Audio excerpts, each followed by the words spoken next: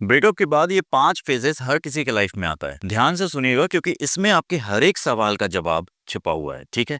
Number 1 phase आता है denial phase, जहाँ पर आप ये एक्सेप्ट ही नहीं करते, आप कहते हैं नहीं ये हो नहीं सकता, ये कैसे हो सकता है, ये मेरे साथ नहीं हो सकता, ठीक है?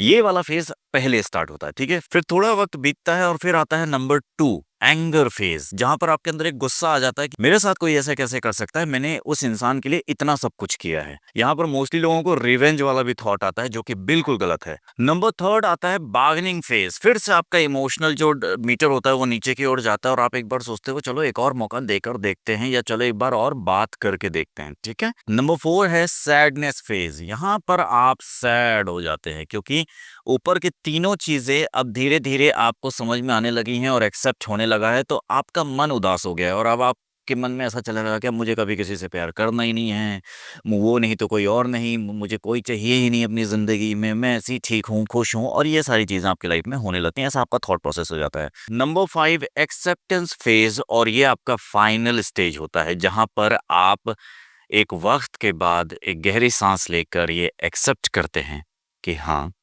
अब आगे बढ़ना ज़रूरी है मेरे लिए, मेरे इमोशंस के लिए, मेरे फ्यूचर के लिए, मेरे फैमिली के लिए, ठीक है? अब मेरी बात ध्यान से सुनिए, ये पाँचों फ़ेज़ 3 से 4 महीने के अंदर होते हैं, ठीक है? स्टार्टिंग में जब ब्रेकअप होता है तो 3 से 4 महीने के अंदर ही ये सारी चीज़ें होने लगती हैं। हो सकता है कुछ लोगों को लंबा टाइम लगे क्योंकि इसके बीच में क कई बार वो कॉन्टैक्ट आपस में करते हैं, मिलते भी हैं, फिर कई बार फिर से घोस्टिंग करने लगते हैं, तो इसमें थोड़ा और भी टाइम लग सकता है।